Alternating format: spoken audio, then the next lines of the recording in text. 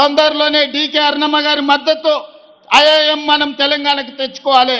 ఐఐఎంను కూడా మహబూబ్ నగర్ జిల్లానే ఎక్కడనో ఒక దగ్గర మీరు ఇవ్వాలి అని నాకు ఎలాంటి అభ్యంతరం లేదు. మా అరుణమ్మతో కలిసి ప్రధానమంత్రి మోడీ దగ్గరికి వెళ్ళి తెలంగాణకు ఐఐఎంని ఇవ్వమని అడిగి ఐఐఎంను సాధించుకొని ఏదో ఒక స్థానంలో పాలమూరులోనే ఐఐఎంను మనం ప్రారంభించుకుందాం. ఎందుకంటే ఈనాడు ప్రభుత్వం దగ్గర పంచడానికి భూములు లేవు. ఈనాడు ఉచితంగా ఏమిచ్చినా అది శాశ్వతం కాదు. విద్య ఒక్కటే శాశ్వతం.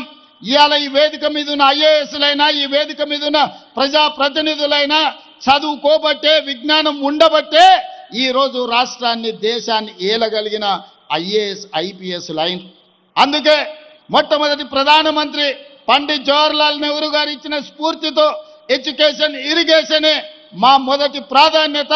తెలంగాణ రాష్ట్రంలో అత్యధికంగా అభివృద్ధి చెందిన జిల్లాగా ఎడ్యుకేషన్లో ఇరిగేషన్లో ఎవరైనా ఇతర రాష్ట్రాల నుంచి ఇతర దేశాల నుంచి తెలంగాణ పర్యటనకు వస్తే పాలమూరు జిల్లానే చూపించాలనేది నా కళ.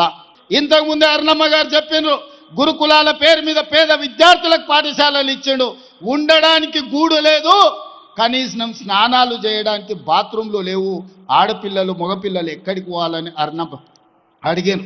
మరి 20 లక్షల కోట్ల రూపాయలు ఈ విద్యార్థుల కోసం ఖర్చు పెట్టినుంటే 20,000 కోట్ల రూపాయలు ఈ 10 ఏళ్లలో సంవత్సరానికి 2,000 కోట్ల రూపాయలు ఖర్చు పెట్టుంటే ఈ పేద విద్యార్థులకు కార్పొరేట్ కళాశాలలతో పోటీపడి ఈ రోజు మొత్తం అభివృద్ధి జరిగి ఉండేది కదా.